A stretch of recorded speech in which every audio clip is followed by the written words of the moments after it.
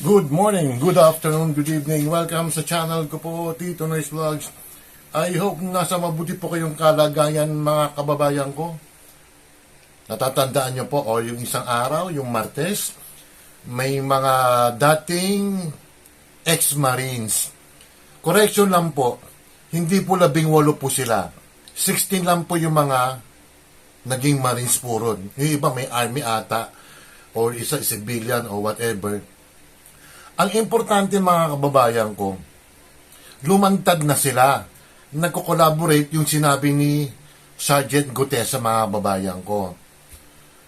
As usual mga kababayan ko, yung mga nabanggit, dami May 4 na senador, yung membro ng TRICOM, QUADCOM, may iba pang mga, ang tawag dito, kongresista mga kababayan ko. Kaya ito yung balita, tingnan natin Lumantad ngayong araw na ito ang 18 dating sundalon mula sa 16 lang. Philippine Marines na naging security personnel ni dating Congressman Zaldico. At sa kanilang trabaho sa dating mambabatas, kanilang tinukoy na sila ay naghatid ng pera sa ilang individual. Kasama na umano si Pangulong Marcos Jr. As usual mga kababayan ko, yung mga sip-sip kay Marcos, yung mga makamarcos po, yung mga di umano'y mga binayaran ng mga vlogger, AI daw mga kababayan ko. Ang mga Marines po, matatapang po yan. Ibubuwis nila ang buhay nila. So, naghahanap po sila ng butas. Alam ko naman gagawa sila ng butas At napakahirap idibang po yan.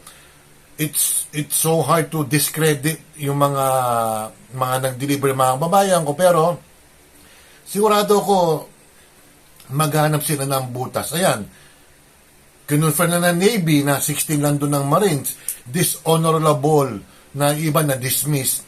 Ang tanong ko lang, ang isang masama ba hindi pa pwedeng gumawa ng mabuti? Di ba? Si Judas nga po Di ba? Yung tinedro niya si Panginoon Jesucristo, nagsisi po siya, nagbigti lang siya mga kababayan ko. Maraming gagawin ng administrasyon to mga kababayan ko. At yung sa ICI naman, may reservation po ako ron Napakahirap po magpapalit ng dollar po. 56 million pesos times 2. Mga 120 po yun, mga 122 million mga kababayan ko. Saan sila nagpapalit ng dolyar mga kababayan ko? Kaya may reservation po ko rin, pero baka siguro may makakilala siya sa bangko or may nag-supply ng dollar. Di umano'y binayad po sa ICI po para maimbestigahan or ma-interview yung mga biktima po di umano ng EJK ni Pangulong Duterte mga kababayan ko. Ituloy po natin. At si dating House Speaker Martin Romualdez. Nakapalog din po sa affidavit ng mga dating sundalo yung kanila pong personal nilang karanasan ng pagde-deliver ng umano'y mali-malitang pera na aabot po sa 805 billion pesos. Kasama po yung naihatid sa bahay ng... Mga kababayan ko, si Lacson po, pwede daw niyang i-open ang Blue Ribbon Committee because of this bagong mga lumabas naman ng mga resource person. May condition ba siya? Credibility, kung reliable source ba, yung mga ganon-ganon, etc. Yan na naman. Kasi, mga babayan ko, according to the 18 Marines, or 16 Marines, mga babayan ko, lahat po nang na-deliver nila in total is 805 billion pesos. Kasi 1.7 trillion daw yung kinulimbat ng mga opisyal natin, mga babayan ko. Tinatanong ni Lacson, paano yung bakit 805 billion lang? 1.7 trillion yan. Iba pa ba yung kay Bernardo, kila Alcantara, kila Bryce Hernandez, etc. Ayun, gumagawa ng palusot na naman itong si Lacson, mga babayan ko. Senator Lacson, aminin mo na talaga may pinagtatakpang ka. Pipilitin mo na mapagtakpan ang Pangulong Marcos, mga babayan ko. yung isang sa affidavit nila na naghatid sila ng pera sa Forbes, bahay ni Pangulong Marcos, at sa Ilocos Norte, Paway. May parto to mga babae kasi napakahaba ng affidavit nila mga babae. Tapusin natin to. Pangulo sa Ilocos Norte, Yun, sa Aguado Street sa Malacanang, at sa bahay po nito sa Forbes Park. Yan. Samantala, idinadawit din ng mga dating sundalo ang ilang mga mambabatas, mga kongresista Senador. na hinatiran din nila ng pera kapalit ang paglagda sa nooy isinusulong na impeachment complaint laban kay Vice President Sara Duterte. Ang buong detalye sa report ni Edith Edith Santos. Wala po tayong ibang maaasahan ngayon na maglalabas ng katotohanan kundi tayong mga mamamayan din. Hindi natin maaasahan ang nasa gobyerno ngayon na ilabas ang buong katotohanan. Mga babayan ko, ang sabi ni Baligod, mga titos, mga titas, kasi nilabas na sa social media yung wala pang pirma po yun. Sinabi ni Franz Castro, wala namang pirma eh. Meron na pong pirma sila, draft lang po yun. Isasubmit nila sa ombudsman. Sino ba ombudsman ngayon? Si Crispin Remulla, mga babayan ko, na nasa affidavit din na di umano'y tumanggap ng pera. Hinatid sa tahanan ata niya yun eh. Tahanan niya sa Bel Air, Makati. Diyos ko, lahat na lang ng ahensya. Ultimo, Bucor, naghatid ng pera, mga kababayan ko. Ultimo, ang Comelec, dinalahan ng pera. Di umano. Ano mga kababayan ko? Mga uniformado natin, ewan ko ba? Grabe. katotohanan na walang pinagtatakpan. Ngayon po ay lumabas ang mga dating kasamahan ni Master Sergeant Orly Gutesa sa trabaho bilang security consultant baka may bumaligtad na naman dyan, takutin ng pamilya. Mga 25 daw yan eh. Yung iba kasi, may pangalawa atang press conference pa eh. May mga dalawang active pa. Kaya, hindi ko lang kung kung matutuloy itong nilabas ng mga 18 o 16 na mga Marines, mga babayan ko. Kasi gagawa ng paraan ang Malacanang to debunk itong case na to. I-discredit nila, mga kababayan ko, yung mga Marines na to, mga babayan ko. Lord, tulungan mo kami. security personnel ni dating Congressman Zaldi Esco. Ang mga sundalong ito ay wala na sa serbisyo. Ngunit ang nasabi nila sa akin, ito ang marahil na huling labanan na kanilang papasukin at gusto nilang magpakasundalo sa ating bayan. Tuloy-tuloy pa rin ang laban sa matinding korupsyon sa gobyerno. Dapat bago kinidnap si Pangulong Duterte at bago ma-impeach si BP Sara at bago may nag-file ng impeachment kay Bodabil Marcos, mga babayan ko.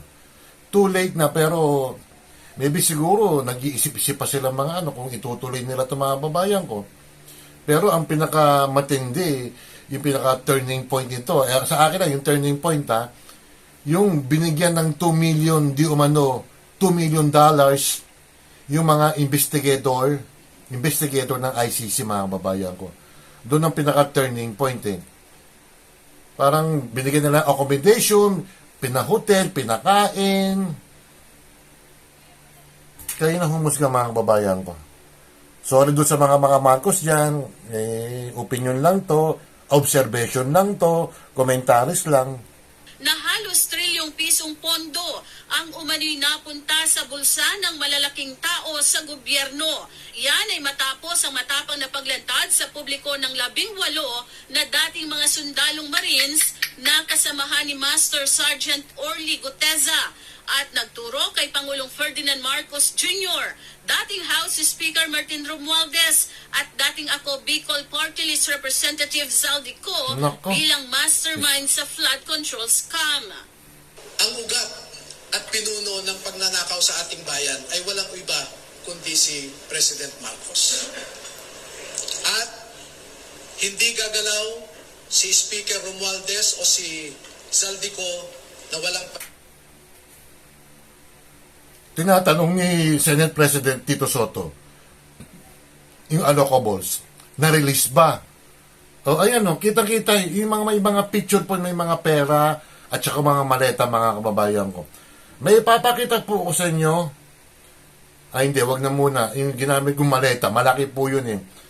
Kasya, yung large, kasya pala po ron is 57 million or 56 or 57 million pesos, mga kababayan ko. Yung mga medium size, mga 50 million, 30 to 50 million. Yung mga small size, 10 to 20, mga kababayan ko. Kaya yung pera papakita. kay PBBM. Dahil bakit siya tumanggap Hindi niya alam.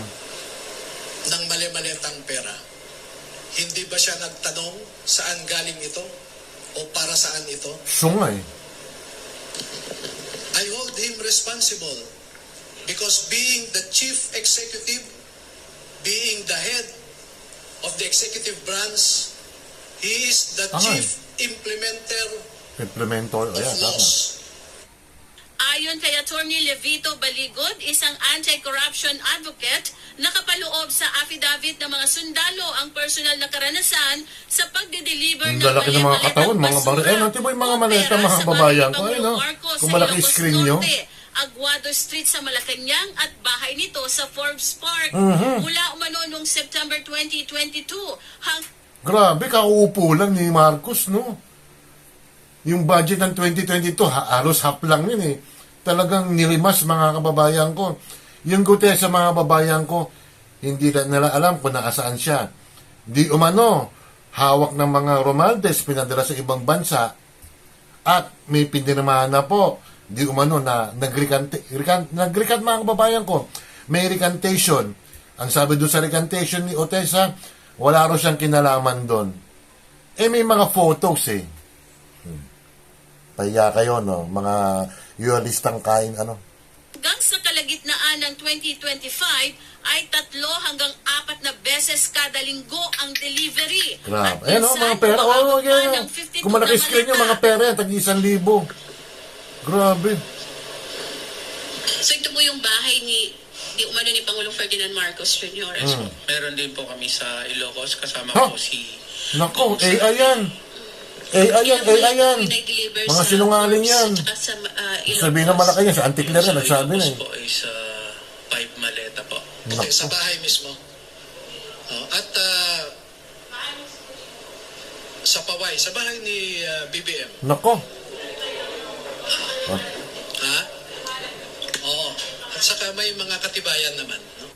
Ibinunyag din sa Prescon na umaabot sa 805 billion pesos ang deliveries May part 2 to, mga kababayan ko. Medyo mahaba, mga kababayan ko. Eh. Kitang-kita po, doon sa mga listahan po, member ng Quadcom, may reduction po ron. Kasi, di umano'y, yung nangunguna po, si Congressman Abantes, diniday naman do, mga kababayan ko. Eh, tingnan natin sa investigasyon kung matutuloy. Yung pangalawa po, may itim po, yung parang tinakpan po yung name. Kasi namatay na po yung congressman na yon. Kilala niyo po kung sino po yun. Kasi alphabetical eh, mga kababayan. O shoutout muna tayo. Ha. Basta may part 2 po ito. Ilalahad natin po kung sino yung mga senador at mga congressman. Siguro iba alam na, mga kababayan ko.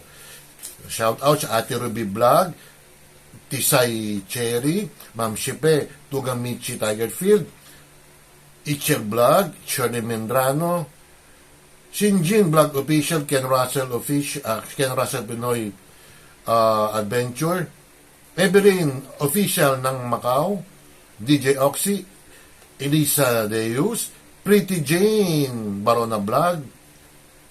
Sino ba to? Si Teacher Bones, Cecilia Bones, ano pa pangalan mo? Dorothy Bones, dami rin, no? Mirna, na napakaraming apelido, Alcantara, Bib A Heart Purple ng Singapore, Eldong, at saka si Reds ng Hong Kong, Smiley Face Channel, Beth Pilapil, si Botchong, Koki Hero, Missy Rosco, Chairman Joban, Nani Eva TV, King, Mayang Vlogs, Bayang Gudang, Simple Grace, Inaanak ni Mila Brosas, Doc Jules, Kaligatan TV, BGT, Myra T. Sanchez, May Labs, si Maylin na, Graves, Priya Official, Miss Arns, Amos Vlog, Junito Marinado, Cecil Bacus, at Kapango Vlog na mga kababayan ko na nawala. Ayun na nga mga kababayan ko, sandali. Ayun na nga mga kababayan ko, may part po ito, nag-shoutout na po ako. Medyo yung time ng cellphone ko, nasa 30 seconds lang ata mga kababayan ko. Grabe, no? Systematic ang corruption sa bayan natin sa pamumuno ng isang Bongbong Marcos na di umano'y pinakaulo, allegedly mastermind sa nakawan ng budget natin, mga kababayan ko. Paki-like, share lang po, paki-subscribe lang po. At may part po ito bukas, Biyernes po. Today is Thursday. Salamat po, ingat. Bye.